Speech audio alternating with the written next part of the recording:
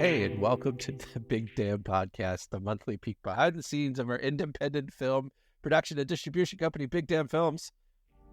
Cue music. Welcome, everyone, to the February edition of the Big Damn Podcast. I'm Michael Doherty.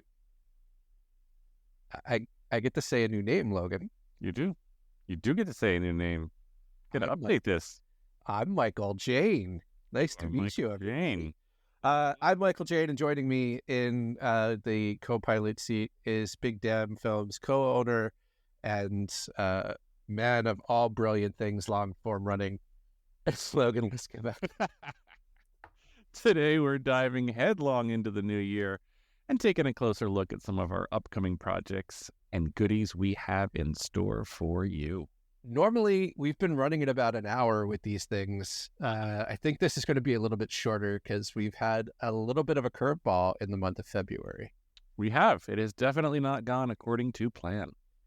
Which is like par of the course with Big Damn Films, to be completely honest. So since this is a look behind the scenes of what it takes to run a production company, full transparency, we were supposed to be already in physical distribution of a movie called Night of the Full Moon with Darkstone. Blue Moon. Or Night of the Blue Moon. Everybody knows John Johnson has Parkinson's, and that's caused some delays here and there. But in those delays, some opportunities have come out in the sense of we went from having one picture that we were going to be releasing to this year, we now have 4, potentially 5. Yeah. The Night of the Blue Moon still has some stuff that needs to get left to be filmed, and John will take care of that very soon. But John was supposed to have surgery this month of February and then had to push that back to March 27th due to some complications with the flu. And we love John and we want him to be healthy. So that also means everything kind of gets delayed another 6 to 8 weeks from where we expected it to go. The benefit is that it gives us time now to kind of shift gears and focus on Big Damn Films, which is kind of scheduled where we were going to go anyway. But as Logan and I have talked about privately, like kind of put 2023 basket in Darkstone, and we're picking up the pieces from there.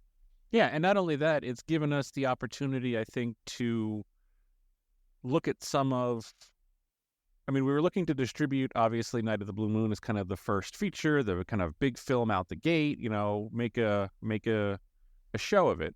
But this pivot has also allowed us to look at a little bit of the back catalog of Darkstone Entertainment and explore some partnerships that we might not have otherwise been able to get to so early in the process. Looking forward to those, because that's fun too, expanding the connections and the family a little bit sooner. Expanding the Big Damn Darkstone universe. You got it. I love it. Well, let's start by talking about what's happening in March. So each episode of this is really a retrospective of the month before. So we're filming this and literally recording this the last day of February. So it is truly a time capsule of what happened in the month of February. But looking ahead, next month, we're going to be beginning things that are Big Damn Films related, which is pretty cool. So, and I'm really excited for these. And we'll talk about the first one first. So we're going to be releasing Big Damn merch. For those watching this on YouTube or wherever we put it, Big Damn hat, Big Damn shirt. If you follow me on social, you've seen out doing the Big Damn coffee mug, 20 ounces of pure caffeine. The water bottle just has a sticker on it. And for those of you that are going to be supporting the Patreon, surprise, stickers. And then the pencil holder, was this a pencil holder or a test or a cup? It was a test aluminum pint glass, but it works better as a pencil holder. It works better as a pencil. I don't know that we'll ever release that. No. I could see us if we can find kind of a scale, maybe, how like when you go to Alamo, sometimes they'll have those like glass cups for like a Star Wars release or something. Absolutely. Just doing a limited edition, actual good glass run of like a pint glass or something as kind of maybe a a feature or something at one of our releases for people who come. But what? That sounds like a really good premiere party release. it does, doesn't it? I like it. Yeah. But no, that one will never be released, and you're welcome. Well, the other thing that will never be released that is going to be a surprise to you, Logan, is my neighbor across the street. He and his son do woodworking. So I got they also do laser engraving in the wood and things of that nature. Sure. So I noticed that they had some baseball bats because they were doing as like a gift for their clients, like engraved baseball bats and stuff like that. I was like, is it possible to get a big damn bat? And they're like, what does that mean? I'm like, it means you just take our logo and you put it on something, and Mike calls it big damn whatever it is. Yep, right in the Louisville Slugger area, you put the So my neighbor Bob, genuinely his real name, has been working on the prototype of the big damn baseball bat. Nice. So that is an exclusively Mike and Logan gift, but it will crack me up to no end. But hope not. But yes. Well, not physically crack us up, but it will make us laugh. Yes, it'll be great. So, Logan, I know we're going to get hit with this. Why are we releasing merchandise before this econ stuff goes out? Well, again, one of the things with the Zcon stuff, the merch is I think an extension of the Patreon. It's a keep the lights on kind of a thing. Right. It's not a crowdfunding. We're not doing that because we are not doing that until Zcon is done, and even then we'll consider if that's something that we do again. Right. And we really, we want to focus, I think, on we need to focus on, because of some of the pivot and some of the here's our other buzzword for 2024, flexibility we've had to endure. That this allows us to do things and to kind of put out some really just alternate paths to keep the lights on, that are in many ways kind of just set and forget once we get the designs down. So it doesn't become something that takes away from anything that we're doing. It becomes an additive, and a very low maintenance additive at that. And the set it, forget it quote, that is accurate and apropos, because unlike the Zcon rewards where we're physically having to go out and purchase them, and we're doing the individual sizing and all of those stuffs that we have to do, those are one-off items. Those are also one-off items that are never going to be sold online, so they're specialty orders. With the Big Damn store that we're opening, we're using Printful, which is a New Jersey-based store, I just learned today. Yeah. And they actually do the printing and fulfillment. So nothing comes through Logan and I, and we will not be a bottleneck. If you go on the website and there is an order of a hat or a shirt or whatever the items that are going to be available in March, more than likely it's going to be a hat, a shirt, a hoodie, and a coffee mug. Why? Because those are the things that I use the most. But it's also the things that, besides the coffee mug, the things you could see wearing at a convention. Mm-hmm. With Printful doing the print on demand, we are never the bottleneck. So if there's a delay in printing, it's on their side. If there's an issue with a misprint, it's on their side. Our hands are out of it, and this goes back to like 2023's quote of Logan was right, because one day Big Damn Films will bring its merchandise in-house. One day we will have a team and we will be able to fulfill the orders internally. One day we'll bring those price points down so that there's a greater benefit for us and you. But for now, a company like Printful can take care of all of those needs for us. So we're very excited to do that. I'm very excited to see... I still see Bronco's Redemption shirts out there in the wild. Every now and then, yeah.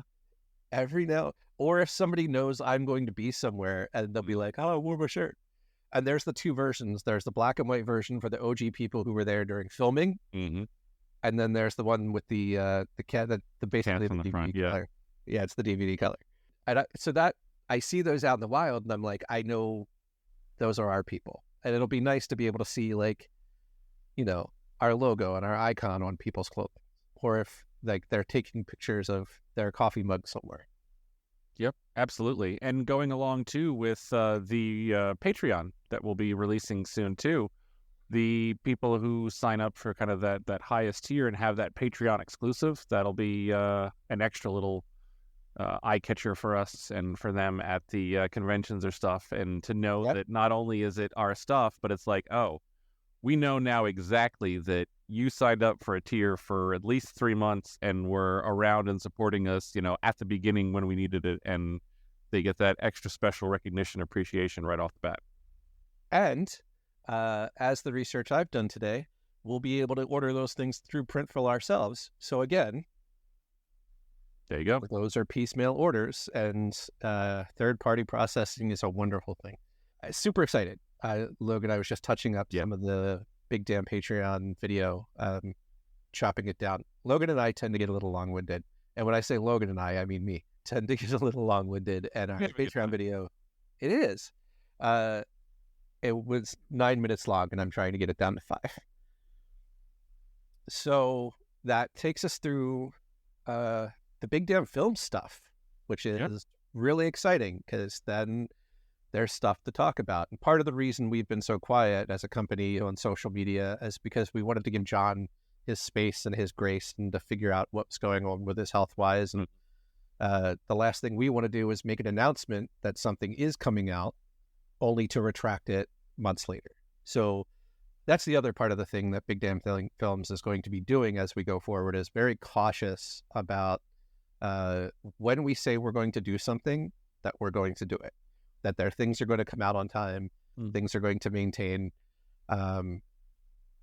Personally, I'm aware that we're going to rebuilding a lot of faith and trust in people from back in 2014, and I'm totally willing and open to do that.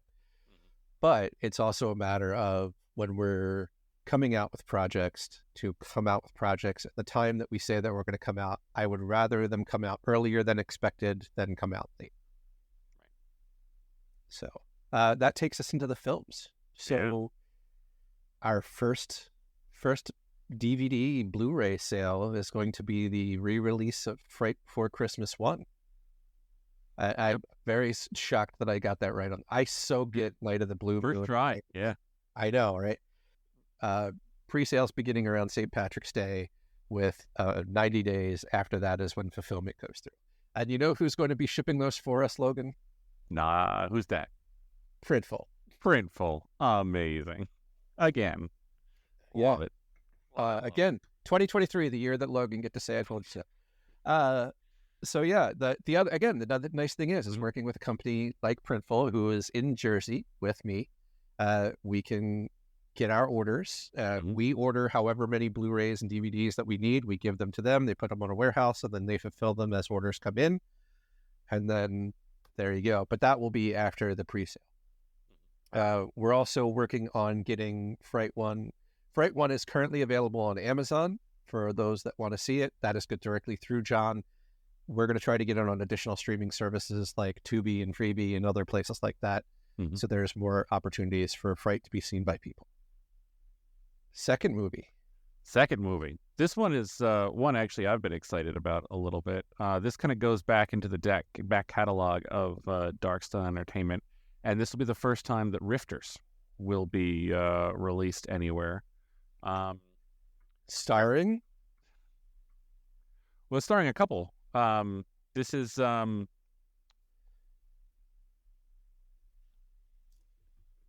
Kurt Skarsgård. That's right.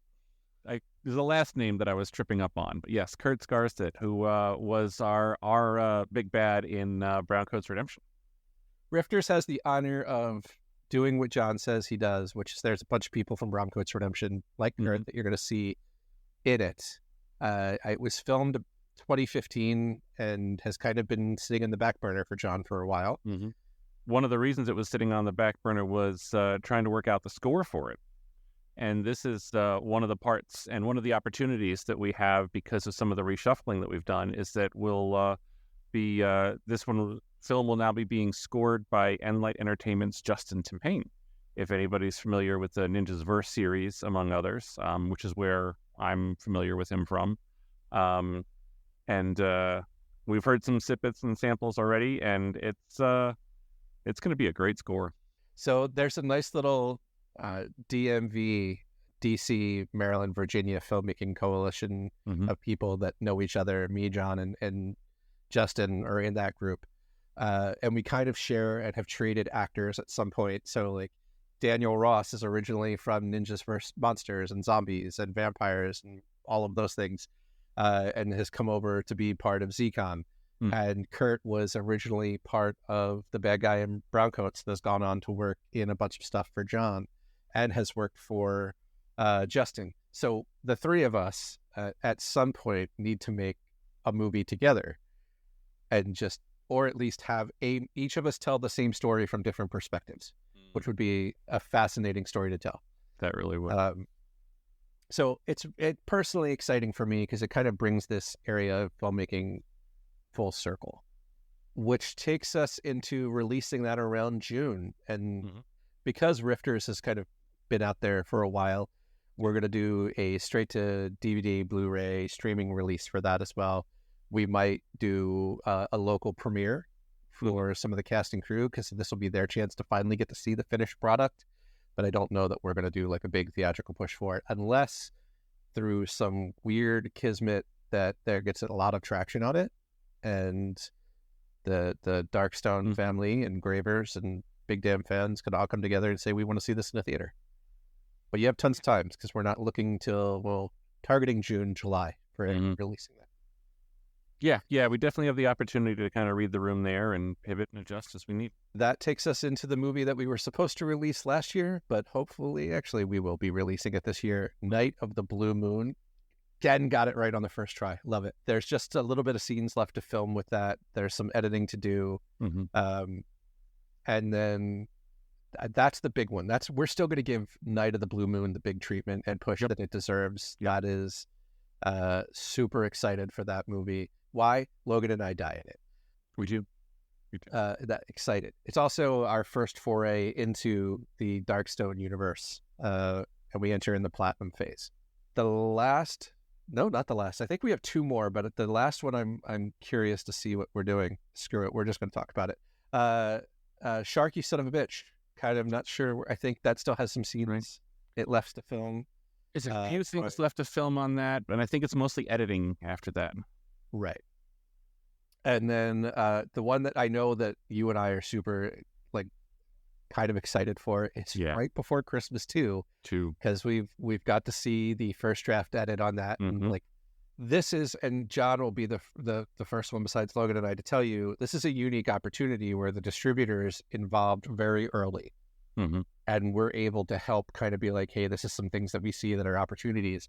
And again, we want to give John his room for vision, and every note that we give him is always like, these are notes. You can tell us to fuck off all you want. And John has actually been pretty receptive and open and pretty firm where he wants to be. And I can honestly say I enjoy that collaboration with him. Yeah. Working with him is great, and being as open as he is. And I mean, in some ways we're all, well, you guys more than me, but all of us are kind of filmmakers here in a way. And we're looking just for the best, to do the best thing, the best product, the best story, do it the best way. And when we all get in a room together, that's a nice little brain trust to bring the best out in everything that we have. So with Fright Before Christmas 2 coming out this year, I think that'll be a Christmas time release. We'll definitely do that at the end of the year. And how big we go with that will be dependent on where we go with the movie, because it's a special film. It is, if you've seen Fright Before Christmas 1, it's a little bit of a departure, but it's definitely a Darkstone flick, and that deserves all some of its attention. We've gotten Darkstone out of the way, Logan. We have. You know what that leaves? That leaves Big Damn Films. It does. This year, and I can say this with confidence, Velma vs. The Walking Dead will be renamed Velmaverse. But we'll be getting that out. And ZCon will be filming this year. Now, I think we're a little bit behind schedule on where we wanted to be, and that's only just because of everything getting pushed and delayed, but that doesn't mean we're not filming this year. Just initially I was looking at like June, July, but I think we're realistically looking at like August, September for filming. I mean, I think as soon as we lock the location so that we can have a schedule down, it becomes real. And the nice thing is that this story all takes place at one location. You know, the story takes place at one location. We're not filming a full feature because we're using bits from the past that we already have. So we're filming essentially a 60-minute mini movie that all kind of takes place beginning, middle, and end at the same location. So it'll have a big entry part to the movie to get people excited in the first 5 minutes, big close, a lot of talky. I kind of like this. To me is a nice homage to the original Night of the Living Dead, to John Carpenter's The Thing, with a little bit of Kevin Smith talky in there for fun. Yeah, I'm excited too, because I feel like it's going to be a pivot point for us, for you especially, being able to finish it and get it done and get it out there, but for kind of us as a company as well, because it kind of it closes the door essentially on the past and leaves nothing but the future in front of us. And it's exciting to really be at a point where we can successfully, sign off kind of that period of time in all our lives and the company's history and where things have gone, and to be able to look before us and literally not feel like we still owe anybody anything, because we do very much. It's hanging over our heads like that sword of Damocles, where it's like, we know this is out there and it's got to get done. And with that done, I'm excited to feel that freedom and see that out there in the world, and just have anywhere we want to go from there open to us. Yeah, 100%. I'm excited to get back to filming. Like, I've spent the last 9 years. Jesus. Nope. Welcome to the decade, Logan. It's been 10 years since, not exactly 10 years. So it's February 2024. We stopped filming August 2014. So almost, we'll just say 9.5 years. I've spent 9.5 years helping other people. Super excited. The Tangle of Ivy, which is a short that I helped Justin and our friend Tara on. That's currently out in the film festival circuit for its 12th selection. That kind of was like, all right, I'm done. Like, it's ready to move forward. And having helped other people work on their shit, having helped other people do like good projects, bad projects, everything in between, I'm really excited to get back onto a set, because I know fundamentally I am a different storyteller, human being, and director than I was in 2014. And this story to me feels way more personal than the original script of Zcon. Like, the original script of Zcon, which needs to be made at some point, was like my fever dream of like putting all the fun stuff together of us working on brown coats and promoting brown coats and going to conventions. And it's crazy to think that when I wrote that script in 2012, like, podcasting was such a weird thing that people were doing. Like, that the characters in the movie were podcasting and nobody. Now it's like 2024 and you've got Joe Rogan making close to $1 billion off of a podcast. Like, and what those kids were doing in the original script, or what would be considered vlogging today on YouTube and things like that. So it's interesting to me to like make it a little bit more personal. It's a little bit more, and enclosure is the great word that you used. Like, it's the opportunity to finish it, set it down, honor all the rewards that we have owed, know that never, ever is there ever going to be a single person that's absolutely happy with everything we've done, but can't worry about that. Yeah. No, everybody will never be happy, but you can never please everybody. So the fact that, we're doing as much as we're going to do and we're going to finish it out, and anybody who got it back then, we're going to do anything we can do to get it in their hands. I mean, you can't do any more than that. So, it's been well over a decade for me since I've been on a set. Which was my set. It was the proof of concept shoot, the weekend shoot for ZCon. That was the last time I did anything on a film set, except die a couple months ago in Night of the Blue Moon. But yeah, I'm definitely excited to get back to it, and I think also similarly to the way John's excited about Night of the Blue Moon and being able to work with his child in the film. I look forward to bringing my kids on set and maybe seeing if they want to participate or be there with me in that. And I think that'll be a whole different level I couldn't fathom back then either. Yeah. I still love the picture of baby Liam taking a bite out of my finger. I love it. That was great. We said this, I think, in the very first episode, and I know you and I have said this to other people, like having you be co-owner of Big Damn Films, of the what is Big Damn Entertainment doing business as Big Damn Films, the for-profit version of the previous iteration, isn't just an honor for me, considering like you were an extra on day one. You're a crowdfunding supporter of ZCon. You are, you were kind of the litmus test for me of like, is any of this like worth getting back into? Like if anybody has a major issue with anything, I'm going to be like, you talk to Logan, because the man has just put his like foot into this and stamp onto it big time. Oh yeah. Like I greatly appreciate the crowdfunding community that helped us make the movie, but like I don't see anybody else being able to have as big of a stake of ownership of what's going forward than you, as you own 50% of the company. There you go. So, yeah. I am happy to talk to anybody, and look, I'm not going to make everybody happy either, and some people will never be happy, but I've done more than my fair share of crowdfunding campaigns, and I've